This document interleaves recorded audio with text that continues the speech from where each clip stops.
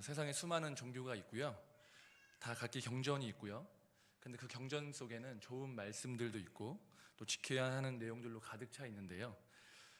소승불교 같은 경우에는 그 경전을 그 통에다가 금속 통에다가 글씨를 써서 그 경전을 돌리면 한번 읽었다라고 이제 하는 그런 경우도 있습니다. 하지만 우리 기독교처럼 성경을 통해서 성경을 창조주이신 하나님과 소통하며 하나님의 인도하심을 받는 종교도 매우 드뭅니다. 오늘 말씀 제목은 내 삶에 역사하시는 말씀인데, 오늘 이 말씀을 나눌 때 하나님의 말씀이 우리 삶 가운데 역사한 은혜가 있기를 주님의 이름으로 축복합니다. 오늘 말씀에서 사도 바울이 데살로니가 교회를 어떻게 사랑했는지에 대해서 기록함으로 시작을 하고 있습니다. 7절부터 10절 말씀인데요. 우리는 그리스도의 사도로서 마땅히 권위를 주장할 수 있으나 도리어 너희 가운데서 유순한 자가 되어 유모가 자기 자녀를 기름과 같이 하였으니 우리가 이같이 너희를 사모하여 하나님의 복음뿐 아니라 우리의 목숨까지도 너희에게 주기를 기뻐함은 너희가 우리의 사랑하는 자 됨이라.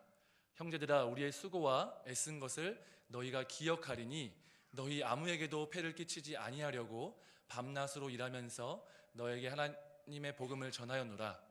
우리가 너희 믿는 자들을 향하여 어떻게 거룩하고 옳고 흠없이 행하였는지에 대하여 너희가 증인이요 하나님도 그러하시도다. 사도 바울은 자신이 데살로니가 교회를 향해서 유모가 자기 자녀를 기름과 같이 하였다고 기록하고 있습니다. 또 데살로니가 교회를 얼마나 사모하는지 하나님의 복음뿐만 아니라 자기의 목숨까지도 주었다고 얘기하고 있습니다. 또 바울이 그 수고하고 애쓴 것을 너희가 증인이고 또 하나님께서 증인이다 이렇게 기록하고 있습니다.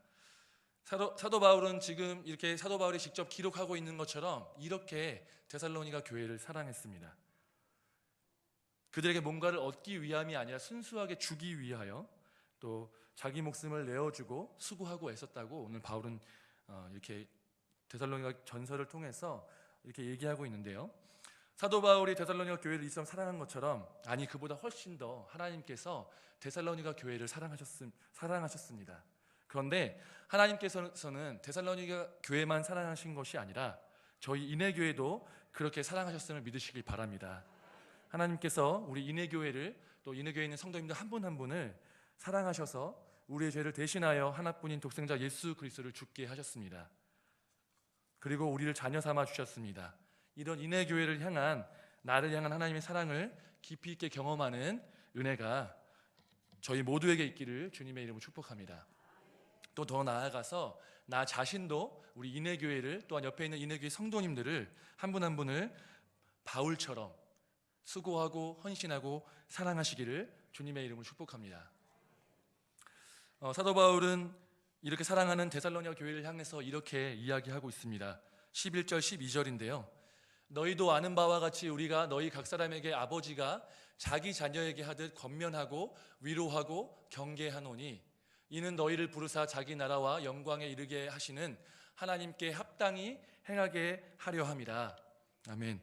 사도 바울은 얼마나 내가 너희를 사랑하는지에 대해서 이야기를 한 후에 그 사랑하는 마음으로 권면하고 위로하고 경계한다라고 기록하고 있습니다. 이 경계한다라는 말이 좀 와닿지 않는데요. 이거를 좀 더 다르게 번역하자면 강력하게 주장한다 이렇게 번역할 수 있습니다. 그래서 권면하고 위로하고 강력하게 주장하는 바이다 이렇게 얘기하고 있는데, 이 동사가 하나로 묶여서 본동사가 아니라 이게 묶여있는 동사가 있습니다. 그게 뭐냐면 너희가 안다라는 것입니다. 내가 너희를 권면하고 위로하고 강력하게 주장하는데 그걸 너희가 알고 있다. 근데 이 주장하고 권면하고 위로하는 그 내용이 목적이 무엇이냐가 그 뒤에 나오는데 뭐냐면 바로 너희가 하나님에게 합당한 삶을 살게 하려고 하기 위해서라는 것입니다. 너희가 하나님께 합당한 삶을 사는 것, 그것을 위해서 내가 동사를 3번이나 써가면서 권면하고 또 위로도 하고 강력하게 주장한다. 너희가 그것을 안다라고 오늘 말씀하고 있는 것입니다. 저는 아직 담임 목사가 되어보지 못해서 모르겠는데 담임 목사님께서 인해교회 성도님들을 향해서 바라시는 게 무엇일까요? 여러분이 어떤 삶을 살면 담임 목사님이 기뻐하실까요? 제가 나중에 담임 목사님 되면 알려드릴 텐데요. 아직은 잘 모르겠어요. 사실 진짜 모르겠습니다. 근데 제가 사역하고 있는 고등부와 4교구만을 좀 국한해서 생각해보면 조금 알 수 있지 않을까 싶습니다. 또 굳이 지금 조금 우리 고등부 애들을 대상으로만 한번 좀 예를 한번 들어보자면 이렇게 표현을, 제 마음을 표현할 수 있을 것 같습니다. 애들이 어떻게 하면 제가 기쁠까?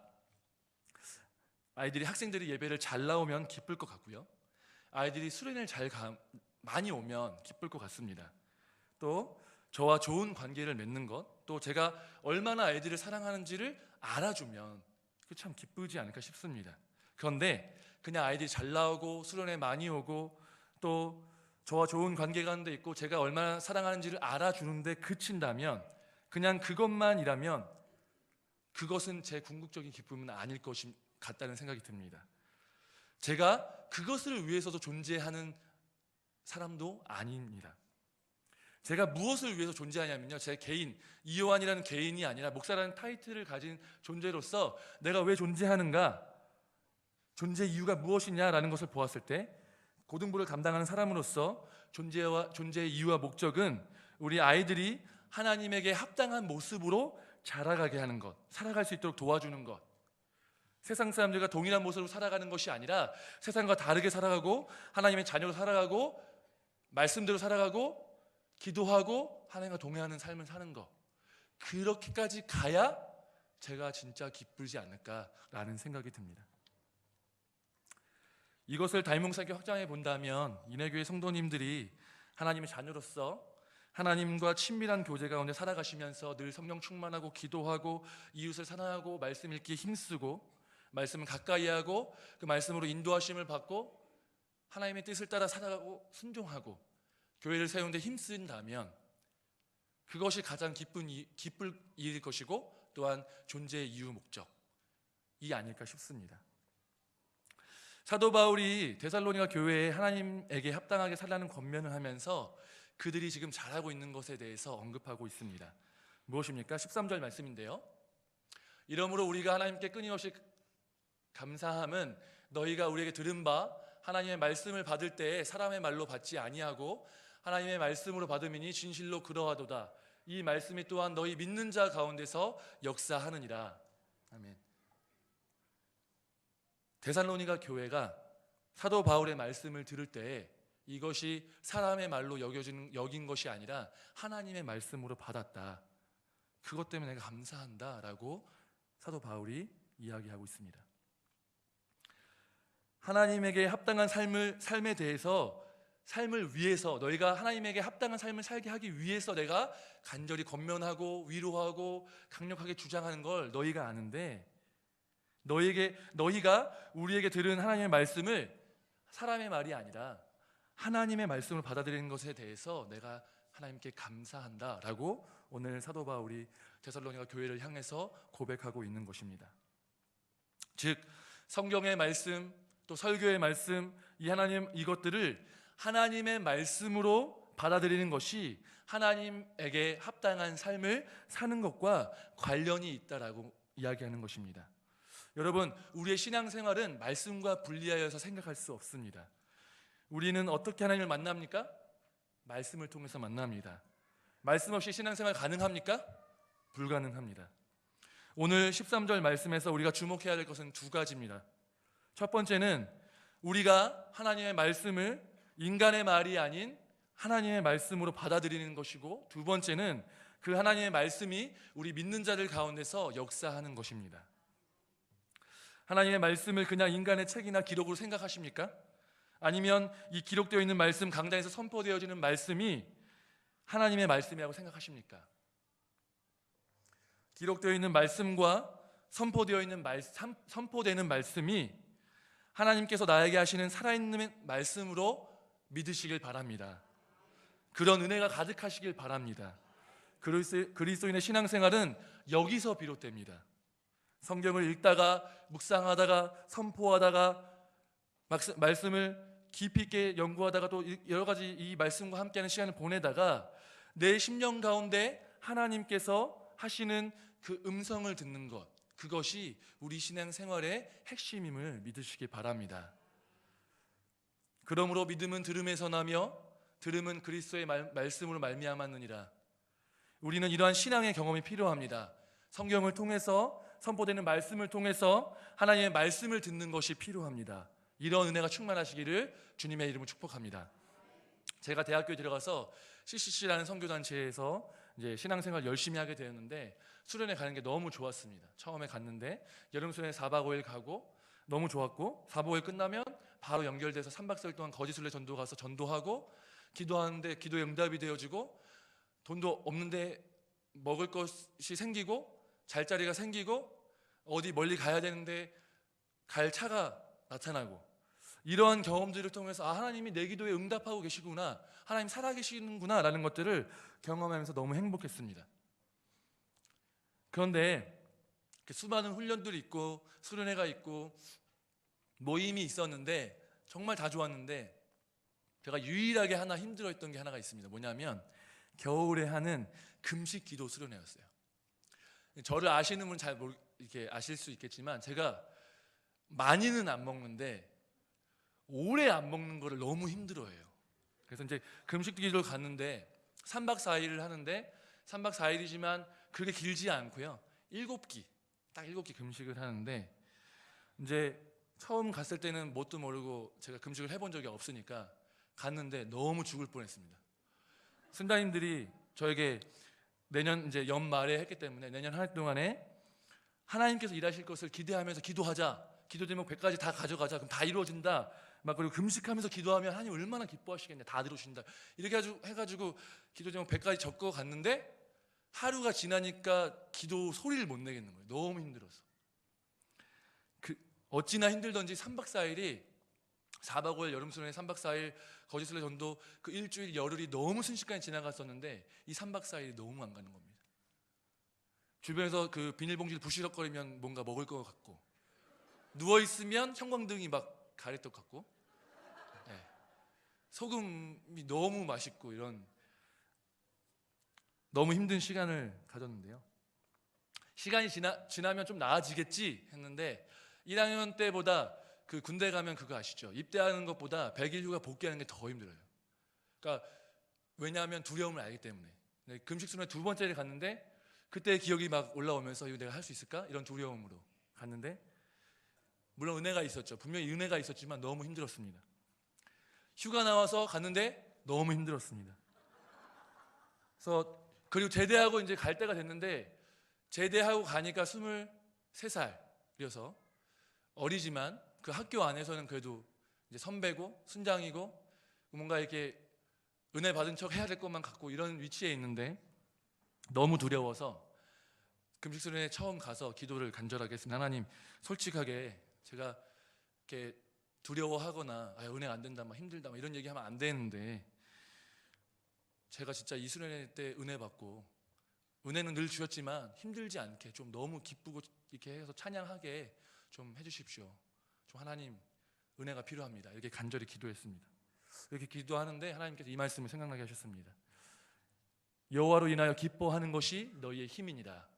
아멘. 이 말씀이 생각나게 하시는데 진짜 거짓말이 아니고 4번째 만에 처음으로 금식 수련회가 힘들지 않고 너무 기쁘고 감사하고 유일하게 뛰면서 찬양할 수 있었던 그런 수련회 기간이었습니다. 이 말씀이 생각난 것이 우연일까요? 저희 아이들과 저희 학생들과 이런 얘기를 하면 말씀을 인도하심 받고 큐티 해야 된다, 훈련하고 이러면은 우연일 수 있잖아요. 뭐 그런 얘기를 듣습니다. 저도 그렇게 생각했어요. 근데 만약에 그 말씀이 생각나고 내가 힘들었다면 우연이었을 수 있겠죠. 아니면 내가 내 스스로 위로하기 위해서 그 말씀이 생각이 났는데 실제로는 그게 하나님께서 하신 말씀이 아니라 힘들기만 했었던 시간이 될 수밖에 없었을 수도 있습니다. 그런데 하나님이 그 말씀을 기억나게 하시고 그 수련회 가운데 진짜 내가 힘이 들지 않고 여호와를 기뻐하는 것으로 나의 힘이 되는 그 경험을 하게 되니까 하나님이 이 말씀을 내게 주셨구나 라는 것들을 확신하게 되었습니다. 이것은 저의 힘이 아니었습니다. 왜냐하면 3번 내내 힘들었거든요.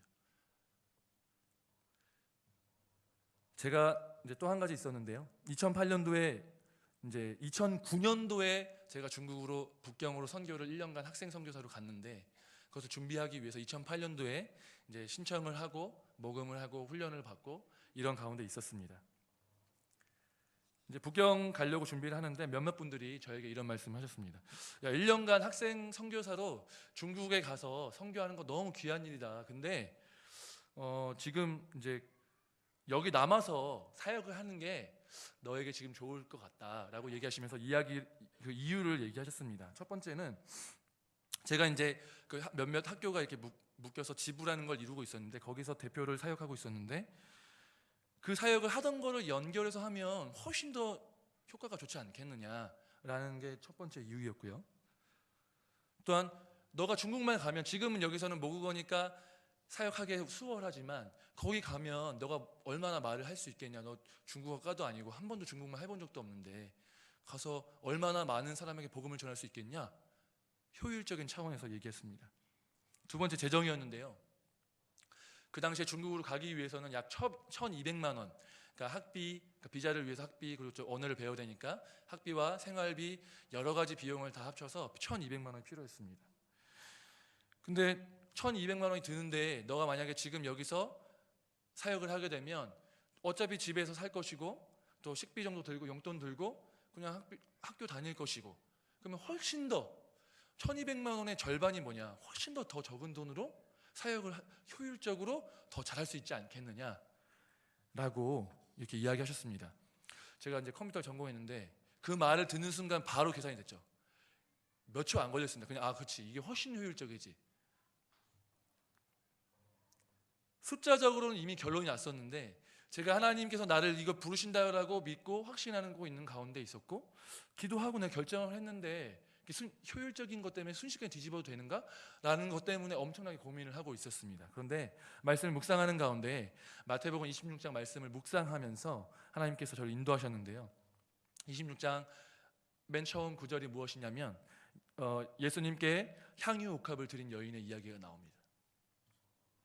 이건 뭐 복잡한 내용이긴 하지만 이 여인이 예수님의 머리에 향유를 부은 것 300데나리온 가까이 되는, 지금으로 치면 어떤 거의 연봉, 한 사람의 연봉 가까이 되는 그 엄청나게 귀한 것을 예수님 머리에 부은 것, 이게 무슨 의미일까를 고민하면서 묵상하는 가운데 있었는데, 이것이 뭐 첫 번째로는 이 여인의 고백이 예수님에 대해서 기름을 부음을 통해서 예수님이 나의 구원자, 나의 메시아입니다라고 고백하는 첫 번째 행위가 될 것이고, 두 번째는 예수님이 말씀하셨던 것처럼 예수님의 장례를 예비하기 위함이고, 세 번째로는 이것이 가장 저에게 와닿았는데, 예수님을 향한 이 여인의 사랑은 효율을 따지지 않는다는 것이었습니다. 효율이 좋으면 좋죠. 이 세상 모든 것들은 효율이 좋은 게 좋습니다. 비효율적인 게 좋다라고 이야기하는 사람은 아무도 없습니다. 어느 분야도 없습니다. 그런데 제가 생각했을 때는 딱 한 분야는 효율적인 게 그렇게 좋지 않은 분야가 있습니다. 그게 어느 분야냐면 바로 사랑의 분야입니다. 사랑의 관계 속에서 그 대상에게 효율을 따지고 그 효율적으로 사랑하면 오히려 그 사람을 향한 사랑이 과연 진짜인가라는 의심이 들 수가 있다는 것입니다. 오히려 그 사람을 향해서, 한 사람을 향해서, 사랑의 대상을 향해서 비효율적이면 비효율적일수록 그 사랑의 가치가 높아지는 것이 바로 사랑이라는 것입니다. 이 여인이 이렇게 했던 것은 예수님께 자기의 사랑을 고백한 것입니다. 근데 이 말씀을 묵상하면서 내가 지금 이것을 효율을 따지기 위해서 선교를 가거나 효율을 따지기 위해서 예수님을 믿는 것이 아니라 내가 예수님을 사랑하는 마음으로 선교를 가겠다고 고백한 가운데 있는데, 내가 이 효율을 따져서 남는 게 남겠다라고 결정한다는 것은 옳지 않겠다라는 마음을 주셨고, 하나님의 인도하심을 따라 제가 중국에 가게 되었습니다. 물론 정말 비효율적이었습니다. 반년 동안 듣지도 못하고 말하지도 못하는 거의 쓸모없는 존재, 제가 있음으로 인해서 한 사람이 저를 더 데리고 다녀야 되는 너무 불필요한 존재였는데, 그럼에도 불구하고 그 사랑의 고백을 통하여서 하나님께 저에게 깨닫게 해주시고 은혜 주신 것들, 또한 그런 가운데서 또 열매를 보게 하신 것들, 이런 것들을 경험하게 되었습니다. 이렇듯 하나님께서는요, 당신의 백성들을 말씀으로 인도하십니다. 성경을 통해서 인도하시고요, 설교자들을 통해서 인도하십니다. 하나님의 말씀은 하나님을 믿는 모든 사람들에게 역사하십니다. 성경에 기록되어 있는 말씀은 죽어있는 문자, 그냥 책이 아닙니다. 살아있는 하나님의 말씀이며 하나님께서 자신을 나타내시는 통로이며 우리의 삶을 인도하시는 귀한 통로입니다. 이런 하나님의 말씀을 깊이 있게 묵상하고 암송하며 순종하시는 저와 여러분 되시기를 주님의 이름으로 축복합니다. 그래서 하나님의 말씀의 역사를 경험하시기를 주님의 이름으로 축복합니다. 근데 이 말씀 나누는데도 이것이 와닿지 않는 분들이 있을 수 있습니다. 많이 와닿지 않을 수 있어요. 말씀을 들을 때 제3자의 입장에서 좋은 말씀이야 라고 하지만 그것이 확 와닿지 않을 수 있습니다. 몇 가지 이유를 고민해 봤습니다. 먼저는 하나님의 말씀을 간절함으로 붙잡아야 할 필요를 느끼지 못하는 거예요. 이것에 대한 이유가 또 있을 수 있는데, 먼저는 하나님의 말씀이 내 삶을 인도하는 경험을 해보지 못했기 때문일 수 있습니다. 하나님이 말씀으로 내 삶을 인도하시고 내 삶에 개입하시고 내 삶을 돌아보게 하시는 이 경험을 하지 못해서일 수 있습니다. 하지만 지속적으로 하나님의 말씀이 내 삶에 개입하고 인도하시고 나를 보여주는 그 거울로서의 그 경험, 이것이 없이 신앙생활을 쭉 해나간다면 매주 반복되는 예배는 습관적이 될 수가 있고, 또 평소에 성경은 장식품이 될 수 있다는 것을 기억하셔야 됩니다. 하나님은 우리와 동행하시기를 원하십니다. 그래서 구원하셨고 그래서 성령을 우리에게 주셨습니다. 그런데 그래서 구원하셨고 그래서 성령을 주셨는데 우리가 하나님과 동행하기를 원치 않는다면, 그것을 사모하지 않는다면 그것은 하나님이 원하시는 신앙생활의 길이 아님을 반드시 기억하시기 바랍니다. 여러분, 신앙은 종교생활이 아닙니다. 매주 반복되는 종교 예식을 치르고 마음의 평안함을 누리고 위로받는 것이 목적이 아닙니다. 살아계신 하나님과 날마다 교제하며 살아가는 것이 우리의 신앙의 본질임을 기억하시길 바랍니다. 살아계신 하나님께서 지금도 우리 삶에 개입하시고 우리를 인도하시는 것을 위해서 지금도 역사하고 계신 것을 반드시 기억하시고 말씀을 펴시고 말씀 가운데 귀 기울이시기 바랍니다. 우리가 말씀을 읽고 그 말씀의 인도하심을 받고 말씀대로 사는 삶을 사는 것이 피부로 와닿지 않는 다른 이유는 고난이 따르기 때문입니다. 오늘 바울이 데살로니가 교회를 너희가 하나님의 말씀을 받아들였다, 그리고 말씀이 너희 가운데 역사한다 라고 칭찬하면서 다른 칭찬을 하는데, 또 어떤 칭찬이 이어지냐면 너희가 너에게 복음을 전한 그 유대인들이 자기 동족에게 핍박받았던 것처럼 너희도 동족들에게 핍박을 받고 있다, 고난받고 있는데 그걸 칭찬한 거예요. 근데 유대인들이 왜 핍박을 받았습니까? 데살로니가 교인들이 왜 동족들에게 핍박을 받았습니까? 예수님의 주되심, 또 복음 때문에 고난을 받은 것입니다. 이 말씀은 무엇이냐면 그리스도를 믿는 사람에게 복음으로 인하여서 고난이 따를 수밖에 없다는 것을 의미합니다. 여기 있는 어느 누구도 고난을 좋아하는 사람은 없습니다. 하지만 고난은 존재합니다. 그리고 그 존재의 이유는 복음으로 인해서 존재하고 말씀 때문에 존재합니다. 마가복음 4장 16절 17절 말씀 함께 읽었으면 좋겠는데요, 한번 읽어보겠습니다. 또 이와 같이 돌밭에 뿌려졌다는 것은 이들을 가리킴이니 곧 말씀을 들을 때 즉시 기쁨으로 받으나 그 속에 뿌리가 없어 잠깐 견디다가 말씀으로 인하여 환난이나 박해가 일어나는 때에 곧 넘어지는 자요. 아멘. 환난이나 박해가 일어납니다. 그런데 왜 일어나냐면 이 말씀에서도 나와 있지만 말씀으로 인하여 환난이나 박해가 일어난다고 성경은 우리에게 분명하게 말씀하고 있습니다. 믿는 자에게 말씀으로 인하여서 반드시 고난이 옵니다. 믿는 자에게 복음으로 인하여서 반드시 고난이 옵니다. 말씀대로 살고 복음대로 살면 고난이 반드시 옵니다. 이유가 무엇입니까? 왜 말씀대로 살면 고난이 옵니까? 왜 복음대로 살면 고난이 옵니까? 하나님 나라와 세상 나라는 다르기 때문에 그렇습니다. 반드시 부딪힙니다. 우리가 세상 속에 살면서 세상의 가치관들과 세상의 요구와 그런 것들과 부딪히지 않고 우리가 그 가운데서 잘 살면 안 되는 것입니다. 왜냐하면 하나님 나라는 세상과 다르기 때문입니다.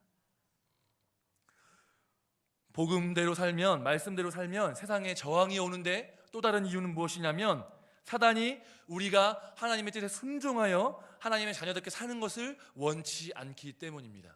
그래서 우리를 넘어뜨려서 하나님 뜻에 순종하지 못하도록 유혹하기 위해서 고난을 우리에게 주는 것입니다. 시험이 언제 제일 많이 옵니까? 은혜 전후로 옵니다. 은혜 전후로. 은혜 받기 전, 은혜 받은 후, 은혜 받는 그 순간에 시험이 옵니다. 수련회 가기 전에 항상 무슨 일이 생깁니다. 수련회 기간에 일이 생겨요. 수련회 갔다 와서 무슨 일이 생깁니다. 단기 선교 전후 그 사이에, 특별 새벽 기도회 전후 그 사이에 우리가 은혜를 받고 은혜를 받기를 원하는 그 시기 전에나 후에나 그 사이에 반드시 시험이 온다는 겁니다. 왜 옵니까? 사단이 우리를 넘어뜨리게 하기 위해서, 우리가 은혜로부터 떨어지게 하기 위해서 사단이 시험이 찾아온다는 것입니다. 이러한 여러 가지 이유를 본다면 우리 삶 가운데 고난이 오는 이유는 우리가 그리스도인답게 잘 살고 있고 우리가 은혜 받고 있다는 증거가 될 수 있다는 것을 반드시 기억하셔야 합니다. 우리가 말씀을 내 삶 깊숙하게 들이지 않는 세 번째 이유는 하나님의 말씀으로 우리의 삶을 비추어 보게 되면 고통스럽기 때문입니다. 이건 세상에서 오는 고난과 다른 문제입니다. 많은 사람들이 나는 많은 것을 알고 있다는 듯이 삽니다. 그렇죠? 실상은 그렇습니까? 그렇지 않습니다. 특별히 자기 자신을 모릅니다. 결혼하면서 가장 힘든 게 뭐죠? 수많은 것들이 있을 것입니다. 전 잘 모릅니다. 왜냐하면 별로 안 살아봤으니까. 근데 정말 사랑해서 결혼했음에도 불구하고 결혼하면 더 힘든 부분이 있습니다. 여러 가지로 안 맞고 싸우게 되는데 그 중에서 가장 큰 고통은 이 사람을 통해서 그동안 내가 몰랐던 나의 모습을 발견할 때 내가 과연 이 정도였나? 라는 자기감이 들어서 그것이 나를 힘들게 하는 것입니다. 하나님께서 배우자를 통해서 나의 연약함과 부족함을 비추어 주시는 거죠. 우리 아이들을 통해서 나의 잘못된 습관과 내가 정말 싫어하는 것들, 내가 스스로도 정말 싫어하는 모습이 내 안에 있다는 사실을 깨닫게 하시는 것이 우리 가족입니다. 근데 여러분, 가족보다 더 우선하여 주신 것이 있습니다. 무엇입니까? 하나님의 말씀입니다. 하나님의 말씀은 우리를 비추십니다. 우리의 삶을 비추시고 우리가 옳은 길로 가고 있는지, 하나님의 뜻대로 살고 있는지, 우리 삶이 어떠니 점검하여 주시고 나의 삶을 거울처럼 비추어 주십니다. 나 자신을 스스로 평가할 때는 괜찮아 보이지만 말씀의 앞에 서게 돼서 그 말씀을 통해서 비춰본 나의 모습을 보게 되면 그 모습을 나는 인정하기 싫게 됩니다. 히브리서 4장 12절 함께 같이 읽었으면 좋겠는데요. 읽겠습니다. 하나님의 말씀은 살아있고 활력이 있어 좌우의 날선 어떤 검보다도 예리하여 혼과 영과 및 관절과 골수를 찔러 쪼개기까지 하며 또 마음의 생각과 뜻을 판단하나니. 아멘. 하나님은 말씀을 통하여서 우리를 향한 당신의 사랑을 우리가 알기를 원하셨습니다. 그래서 우리로 구원을 얻을 수 있도록 하셨습니다. 거기서 멈추신 것이 아니라 하나님은 말씀을 통해서 우리의 모든 것, 혼과 영과 골수와 관절과 그것을 찔러 쪼개며 우리의 마음과 생각과 뜻을 판단하여 보여주십니다. 하나님의 말씀은 우리의 영혼과 육을 찔러서 안 좋은 것들을 제거하고 다시 봉합하여서 치료하여 주시는 수술칼입니다. 그 과정이 너무 아프기 때문에, 힘들기 때문에 우리는 본능적으로 그 말씀을 외면할 수 있다는 것입니다. 그런데 이와 같은 말씀의 칼을 가지고 수술하시는 하나님의 그 역사 가운데 나를 드려야만 우리가 성화될 수 있다는 사실을 반드시 기억하시기 바랍니다.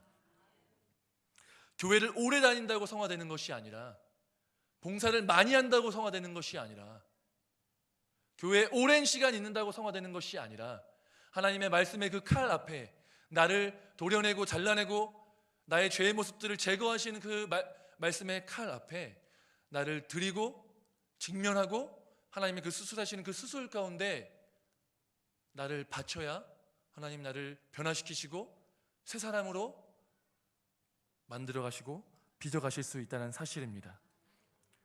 솔직하게 반응하셔야 합니다. 나를 변화시키기 원하시는 하나님의 그 말씀의 검 앞에 나를 들여서 나의 죄를 제거하시고 연약함을 제거하고 고치시고 치료하시는 하나님의 손길을 경험하시길 바랍니다. 그럴 때에 우리는 하나님의 사랑을 더욱 깊이 느끼게 되고 거룩한 모습의 그리스도인의 모습으로 성화될 줄로 믿습니다. 아픈 것을 즐거워하는 사람은 아무도 없습니다. 누구나 두렵습니다. 하지만 그 고통이 우리의 죄와 연약함을 제거하기 위한 수술의 고통이라는 사실을 반드시 기억하시고 믿으시고 하나님의 수술칼 앞에 나의 모든 것을 솔직하게 드러내시길 바랍니다. 그러면 나를 변화시키시는 하나님의 놀라운 역사를, 그리고 그 수술로 인하여서 완전 다른 사람이 되어 있는 나의 모습을 보게 될 줄로 믿습니다. 그런 은혜가 저와 여러분에게 충만하시기를 주님의 이름으로 축복합니다. 하나님의 말씀을 가까이 하시기 바랍니다. 하나님께서 말씀을 통하여 우리를 인도하십니다. 하나님께서 말씀을 통하여 우리를 위로하십니다. 하나님께서 말씀을 통하여 당신의 백성들을 믿음으로 성장시키시고 훈련하십니다. 우리는 그러한 하나님의 말씀을 읽고 깨닫고 선포하고 암송하고 순종하는 훈련을 해야 합니다. 하나님의 말씀, 기록되어 있는 이 말씀은 일반 책이 아닙니다. 하나님의 말씀이 선포되는 것은 인간의 말이 아닙니다. 이것은 하나님께서 우리에게 말씀하시기 위해서, 우리를 인도하시기 위해서 수천 년 동안 수많은 사람들을 통해서 기록하신 하나님의 말씀입니다. 이 말씀을 읽고 깨닫고 순종하기 위해서 성령님께 의지하시길 바랍니다.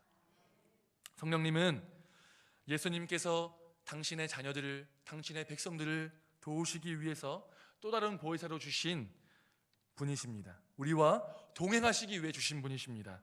이러한 성령님의 수많은 사역 가운데 가장 중요한 사역이 무엇이냐면 말씀을 읽게 하고 깨닫게 하고 기억나게 하고 그 말씀을 통하여서 우리 삶을 인도하시는 사역임을 기억하시기 바랍니다.